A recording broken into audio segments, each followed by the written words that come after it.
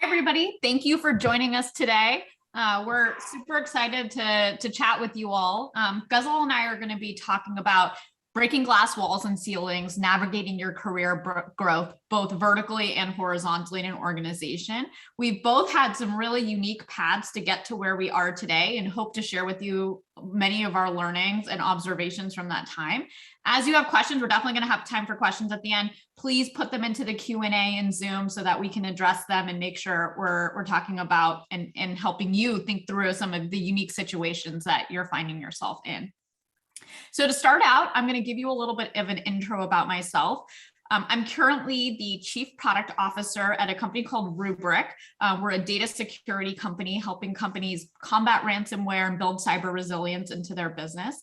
Before Rubrik, which I joined about 8 months ago, I was with my previous company for 11 years, which in Silicon Valley is it's kind of like being a dinosaur. It was an incredible journey. I joined the company from when it was a 20-person startup as a software engineer right out of school, and over the years I did many different jobs. I was an engineer. I was our first product manager. I ran marketing and recruiting during our early growth days. I became our chief product officer and eventually became the president of the company.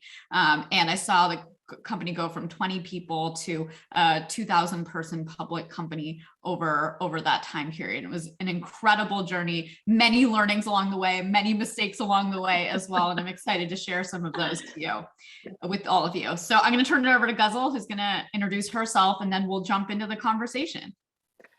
Thanks so much, Anneka. Hi, everybody. My name is Ghazal Asif. If you're not from the subcontinent, then you can also pronounce it the easy way is some I call me Ghazal. I am the VP of Channels and Alliances at Rubrik. I've been here for this is now week 7. Prior to that, I was with Google, and then prior to that, I was with 2 companies that were both acquired by Cisco. One was called Meraki, and then the other was called App Dynamics. So unlike Anneka, that has this amazing story to tell of 11 years of being at a company, some of my friends call me a bit of a grasshopper. I don't know if that's meant to be a compliment or an insult, but I have had lots of experiences across different companies, different roles as well, and really excited to share at least some of the learnings that I've had on the do's and don'ts along the way. Awesome. So to get started, we wanted to talk a little bit about what are the factors in career acceleration. And obviously, one of the things that you're going to hear both Ghazal and I talk about is that career acceleration is often nonlinear. You find yourself in these situations where your career feels like it's really, really taking off during a couple of years span. And sometimes you find yourself in a place where, hey, your career is stagnating. And there's both like internal challenges that might be happening as well as external factors to that. So we're going to talk a little bit about this topic and what are some of those factors. So Ghazal, do you want to get us started and sharing some of your thoughts on this topic? Yeah, sure. I love this topic. So it's interesting. Before I joined a company called Meraki that was acquired by Cisco, I was with a couple of other tech companies, and I would say that I worked just as hard, did just as many hours. I was just as committed to all those roles, but I never had the acceleration that I had when I joined Meraki. Meraki became part of Cisco, and during that 7-year period, whilst I was at Cisco, I joined as an individual contributor to VP at Fortune 500 company within 7 years. And I asked myself, but I worked just as hard. I would say that I did all the same things that I did previously. So what was different that I had this, super accelerated career path? And I said the biggest factor in that, I'd love to say that I grew as a person and became so much more skilled, but really what it was that I was in an environment that was growing. Like, we were a fast growth company, triple digit growth every single year. And what happens when you're with high growth companies is that you need people to step up. So the people that tend to do well, they're top performers that are good at their jobs. They're the ones that then almost in a way get tapped in the shoulder to go become a manager, first line leader, second line leader.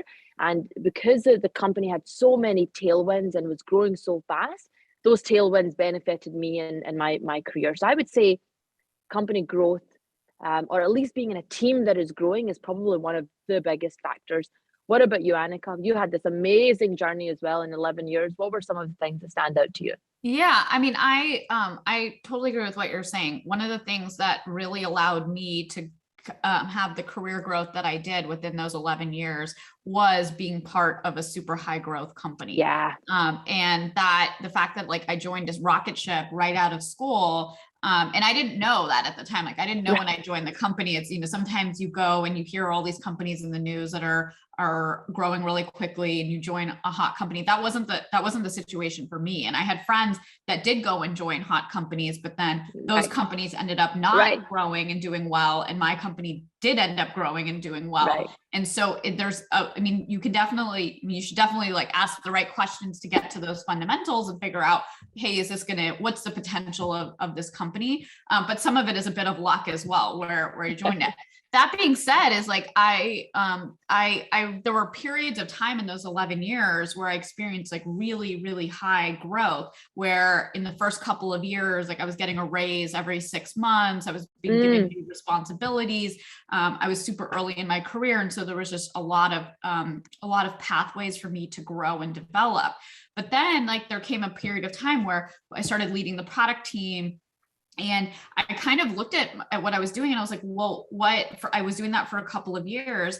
And even though the company was growing and even though my teams were getting bigger, I didn't feel like I was learning at the same pace. And I didn't feel that acceleration, even though I was getting a lot of great experiences. And so I really struggled for probably about a year trying to figure out, okay, well, what do I do from here? Am I going to need to leave this company even though it's doing super well?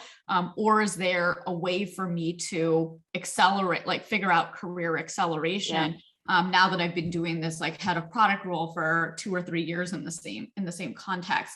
And what I ended up doing is I think one of the things that's really important for career acceleration is having great leaders and having great managers and bosses that are really going to invest in you. Because what I ended up doing is I ended up going and talking to my boss and saying, hey, you know, I love this company. I love what I'm doing, but I'm just not feeling the same excitement about my growth and career opportunities.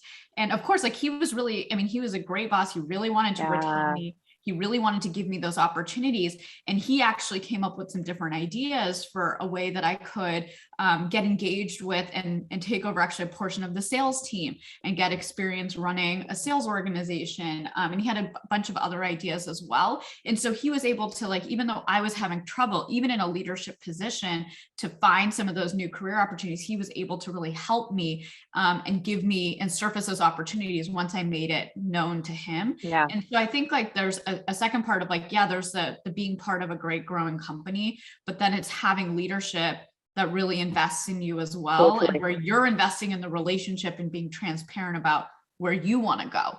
And that has made, and ever since then, and especially I think as you start getting into like higher levels of leadership, the opportunities aren't necessarily just going to get thrust upon you. You actually have to go figure them out. And that becomes increasingly difficult because it's a little bit, I mean, even though you have more visibility into the organization, it's kind of tough to figure out like, okay, what do I actually want to do next? And what's going to help me move to the next level. Yeah, that's so true. I love what you said about, look, if everyone's lucky and if you're all dialing in and you're super lucky, you're going to have a great boss, right? If you'd be super fortunate to be in a position where every role that you have a great boss. The reality is that we don't choose our bosses. It just is the way it is sometimes, and luck has to do with a part of it.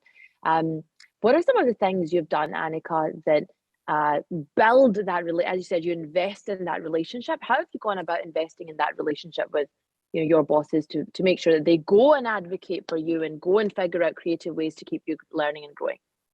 I think it all starts out with transparency. So and just being really honest. I've both like, I've felt that hesitation before where I'm like, well, I don't want my boss to think that I'm trying to leave or that I don't want to be penalized for saying like, oh, maybe I want to be thinking about stuff outside of the role that I'm doing right now. Because then they're going to think I'm unhappy. But every time, like I've always been really thoughtful about like, when am I having the conversation with them? Right. Is this a good time to be having this conversation? And a good time can look like multiple things. One is, what is the state of the business? What's going Yeah. on right now? If my boss is really stressed out because there's a lot of big changes happening, or there's a board meeting that's coming up or something, that may not be the right time to come and have a discussion about my career desires. And I've definitely gone into some of those conversations, and the ones that have gone really poorly have been when I've there's been so much other stuff going on that they were like, true. This is not the conversation I want to be having right now. Yeah. Yeah. And so, I think timing it right and being able to read the room and read the situation is really great. But then coming in and always like putting in being transparent about what I'm feeling, what I want for my career, really putting it in the context of, of recognizing that I want to do what's best in the best interest of the company, but I want to figure out like where the needs of the company and where the needs that I have intersect. And often that's been a very productive conversation. Now, I've had a couple of bosses in the past where I bring up these conversations and there's no urgency to really do something about it. And I think that's like the time when you have to assess of like, okay, do I push it harder? And sometimes it's going to feel uncomfortable, right? And I've like had to have those really uncomfortable conversations where it's clearly they kind of want to end the conversation or not do it. And I'm like, well, what can we put into, like, I'll have to push and say, hey, can we put together a plan? Right? Like, if you're not ready to do this right now, if you're not ready to help me change my role, what's the plan that we can put in place so that I can develop and I can get there? And can we put together some milestones so that it's clear, like how that's going to progress and push that? And it feels very uncomfortable, but sometimes that's needed. And sometimes you have to recognize that you've got to like cut your losses and just move on to a different role, because you're not always going to be in this luxurious position where you have someone that's going to be able to give you these opportunities, or the company might not be in a place at that point in time where you're able to actually take on something that's in your interest, and recognizing that too is super important. How about you, Ghazal? Where have you, maybe you could talk about a particularly challenging situation where you've had to try to navigate your growth with, both on your, like either on your own or with your manager or boss? Yeah, I'd say that early on in the Meraki days, I joined Meraki and I took a big step back in my career. I was a manager before I joined Meraki. I joined Meraki as an IC. So every single day I'm thinking to myself, I've taken a step back in my career. Isn't the point that you take a role and you take a step forward? I've taken a step back here. That also affected my compensation as well, because I had been sold this dream of this high growth Silicon Valley company, one of the first people to join in EMEA. And so I was out the gate, I was a little irritated, and I wish I could go back and tell myself, listen, you have got a huge long career ahead of you. Take a chill pill, because I think we put so much pressure on ourselves on this we have so much sense of urgency. I think it's part of who we are. And then as women, we put this additional burden on ourselves. Like, one day I'm going to have kids. At that point, I was in my early 20s. I did not have even a boyfriend at that point, let alone a husband and having kids. And for context, by the way, everyone that's dialing in, I'm getting married in August. So between that time and now, over a decade has gone past. So I was always like stressed out, like, I need to get promoted. I need to become a manager again. I need to have my own team again. And that, I think, created this unhealthy tension between me and my manager, who was so great and so patient with me. And, I would ask, like, when am I getting promoted? I've been doing this for like a month now, and I've been doing it for 2 months now. I want to become a manager again. And sometimes I think you have to have the honest conversation with yourself and assess what's around you and know that your time is going to come. As long as you hold your manager accountable, like you said, Anneka, and I never quite said to him, where are the milestones? But in every one-on-one with him, I did say to him, hey, listen, am I meeting your expectations? So when a role does open up, I want you to put me forward. And as soon as he was like, you're doing an amazing job, continue as you're doing, continue to crush it.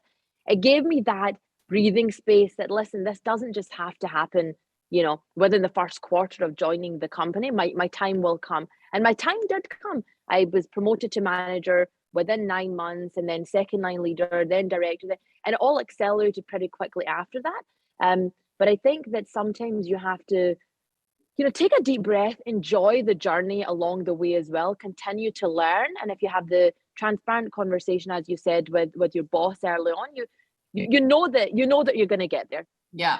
Yeah, I think that's a great call out. And definitely, to be clear, like on the milestone conversation, that's definitely not the first conversation I had. That is the conversation I had after a year of having other conversations in between. I think the way you framed it up is really helpful, because again, like you were reading the room of like, when is like, what's the right time? How do I have this? Right. And managing your own expectations along the way, which I really like.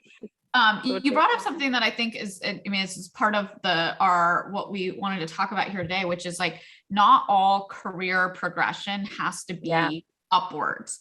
And I think, like, one of the things that really struck me a couple of years ago, I've had a lot of like horizontal moves. I Yeah. shared at the beginning that I went from engineering to a product manager to marketing and recruiting. Like, I had a lot of horizontal jumps along the way that just presented themselves as opportunities and became something that really ended up benefiting my career. And a couple of years ago, when we were pre-pandemic, when we were in person, I went to a talk, and a woman who was speaking was talking about how men are often given these opportunities to move horizontally in the organization. And women have to really advocate for themselves more to get these opportunities. But those opportunities, like breaking those glass walls, is just as important as breaking the glass ceilings. And I think that's something that was really struck So home true. for me, because it became it because it has played such a big role in my own Yeah. career. And I was wondering if you could talk a little bit about how you've navigated some of those horizontal moves as well, and what have you looked for in those to enable you to then actually like grow vertically as well. I think Meraki is a good example, because that was a pretty difficult wall, given that I felt like I'd got myself to a point in my career where I didn't have to take a step back, but here I was taking a step back. And I think it's really important to assess the why you would do that. Why are you making this horizontal move? And sometimes the why questions are the hardest to answer, because usually they're not based on data or facts that you have in front of you, right? It's based on a bunch of variables. So what I ultimately wanted was, I wanted to step into a high growth tech company. That was really important to me. I wanted to be with people that I believe could build an amazing company, and they did. So the sort of caliber of leadership team was incredibly important to me, and I wanted to be amongst the industry's best professionals, so I feel like I could learn and grow. Those three factors were enough for me to say I want to take a step back, because I believe that this will all be an investment in my career. I think that's the way you have to assess it, and it's advice that I give to a lot of other people as well, is that sometimes we put so much pressure on ourselves, like, what is the right opportunity? Is this opportunity going to get me promoted in like the next year? But one way to think about it is to flip the question and say, what is the right opportunity for right now, and why?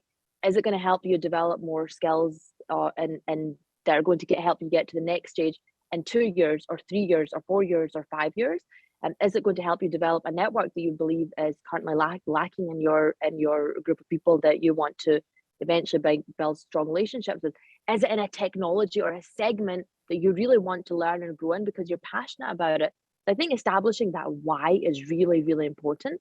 And to your point about being transparent with the people around you, sometimes it's amazing the opportunities that come up just because you've had that conversation with someone that you trust, you're transparent with. It could be your manager, it could be someone that is a part of your extended team, and they say to you, "Hey, Anneka, I've heard that there's a project coming up. Why don't you get, it's not an official role, but it's a project that you could get involved in." Like, what an awesome way to step into something and break a little bit of that glass wall without going fully through it, by getting involved in projects that you might be able to offer some help and assistance. Yeah, that's a great point. I'll share one example from my experience as well, about horizontal movement. So before I joined Rubrik, and when I was deciding to leave my previous company, LiveRamp, after being there for 11 years, I was the president of the company. And I started to like really take a look around, and I knew I wanted to make a change because I felt like my learning had plateaued and I needed to just do something new. And I also, as I talked to different people around me, different mentors and people that were kind of helping me think about what was next for me, I realized that I didn't like, I had a very diverse set of experiences within one company, but I didn't have a diverse set of experiences within other companies too. And if I were to think about building my portfolio of experiences over my career so that I could set myself up for whatever I wanted to do in 5-10 years from now, I was really thinking about like, how do I diversify my experiences? And so for me, like, I knew that I was in this kind of role. It was almost like a COO type role in the company where I was managing a lot of different functions. And I knew that that role like wasn't necessarily going to exist at every other company. And so I had to ask myself knowing that like what I want to optimize for is diversification of experiences and re-accelerating my own learning. What is that going to look like in a company, in a different company? That's a great way to so I had to like really, I talked to probably, 100 different companies, no joke, over 9-month period to try to figure out like what I wanted, and also to figure out what kind of roles were going to exist. And I ended up joining Rubrik as a chief product officer. And some people asked me like when I decided to join, they thought like they were really excited because Rubrik is an amazing company doing super well and on an amazing trajectory. But they were like, oh, didn't you want to go and like do a CEO role next or do another president role? And I was like, you know what, like that. Yes, like eventually I would love to be the CEO of a company, maybe aspire to be the CEO of a Fortune 500 company. But, along the way, it's not about like every single move has to like on my resume or on my LinkedIn look like it's a jump. Like instead it's about like, what's the portfolio of experiences that I bring, that I can build for myself. And honestly, it's like, since I took the job at Rubrik, it's not a single day look back. It's such an amazing experience. I've had so much that I can bring to the table, but there's also so much that I'm learning because I'm in a new industry, working with new people on a different set of problems and in a different type of business. And all of those things are helping me build my experiences such that I think the next job and the next job and the next job that I get after that are going to be even better. I love that portfolio of diversification of experiences, or portfolio of experiences. I love it. Awesome. Well, I know we have many more things that we could talk about. Ghazal and I could talk about this topic for hours. Well, I think we'll start taking some of the questions that are coming in from the audience so that we make sure we get to them. So there's a question from Neha about how do you articulate the urgency to take ownership of something because it's going to be helpful without being too pushy? Well, first of all, there's nothing wrong with being too pushy. Let's just put that out there, right?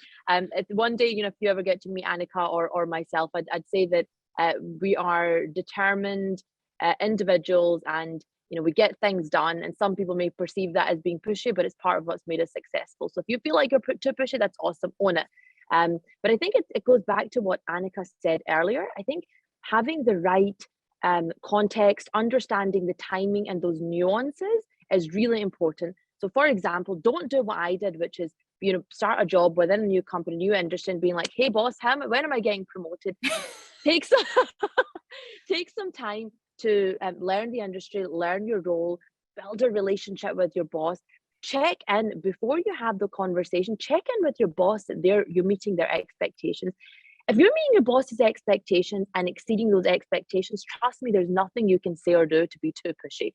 In fact, you want to be in that sweet spot of exceeding expectations and then asking for more. And you can it's just a simple question, asking it in the right way with your boss. So I'd say context is incredibly important, context and timing. What do you think, Anneka? I agree with that. I think you have to be like killing in at what your current job is, and your boss has to be recognizing that and accepting that that's what's happening. What I would say is like, I definitely tend to be less confrontational.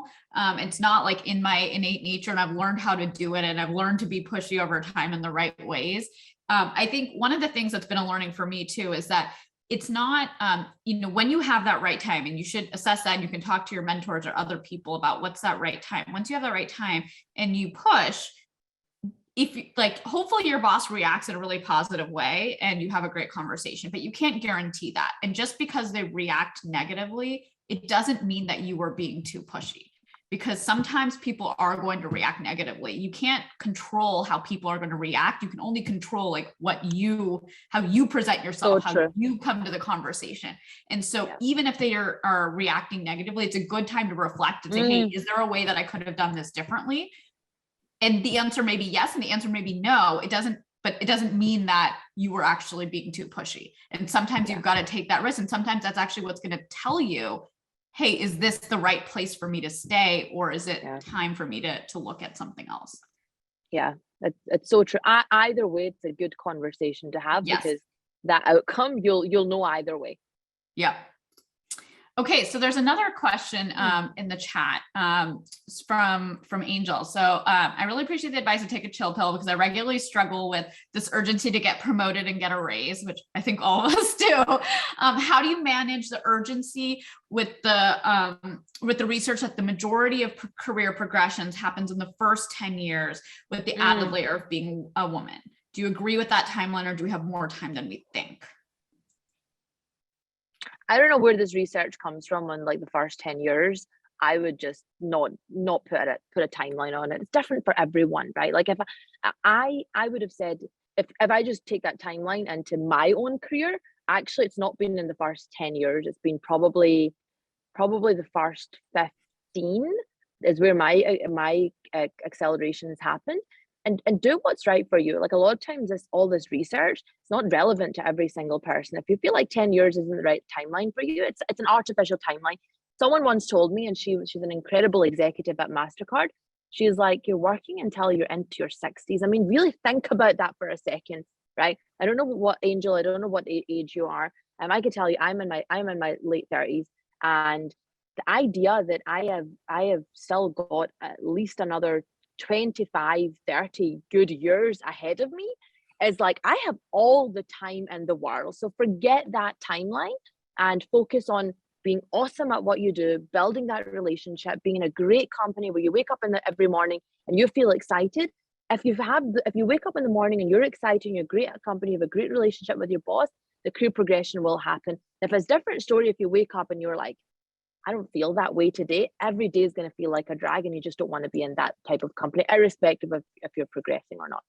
What do you think, Anneka? I agree. It's like, I think that really thinking about the longevity of your career, one of the people, it's a great mentor of mine.